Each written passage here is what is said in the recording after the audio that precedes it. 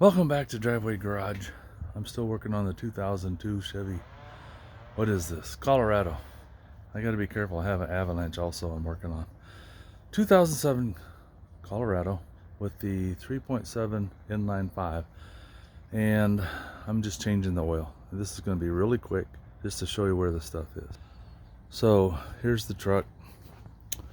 Here's where you add your oil. Right on the front of the motor. It's really easy to get to. Like I said, this is an inline 5. I just took this cover off, I changed the spark plugs. It was pretty easy, nothing too bad. Now when you go to change the oil, I got mine up on ramps. Let's see if you can see that. There we go. Gives me a little more room, and I'm on my creeper so I can get in and out of here. Look at this underneath this truck. I mean, there's just a little tiny surface rust, but it's just super clean. You look at the oil pan, the transmission, all the framework. That's the nice thing about living in central Washington state. Don't get a lot of snow. Don't salt the roads that much because of that. And even the little tiny bit of rust you see, it's just not much. Frame's in perfect shape. So anyway, I digress. You go to change the oil. There's this cross member.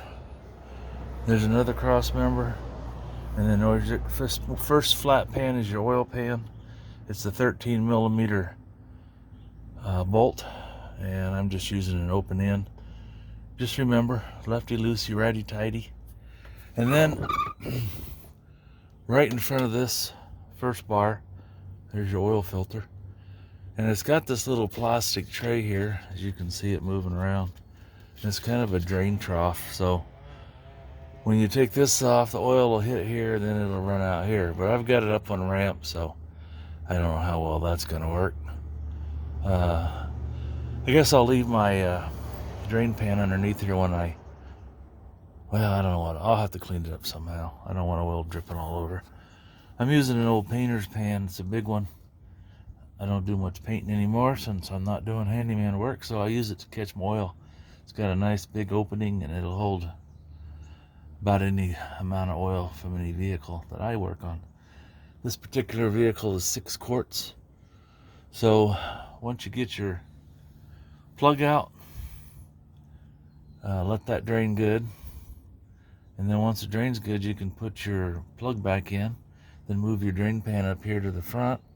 Take your filter off, let it drain a little bit. Put a little bit of oil. I like to use fresh oil. I see so many guys using dirty oil to run around their new filter. Might as well use some new oil. You're putting new oil in. Then you don't have any contaminants might cause a leak. And put your new filter on. Go up above, add 6 quarts of oil. And that's pretty much it. It's an easy fix.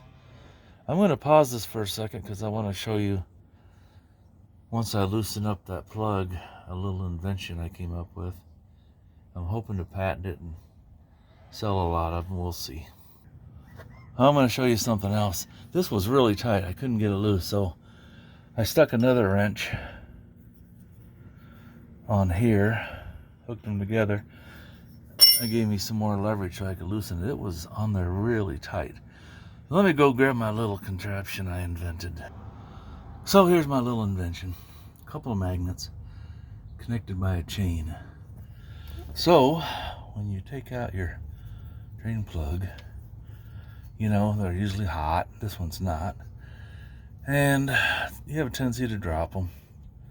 So this one, I can take it out and drop it.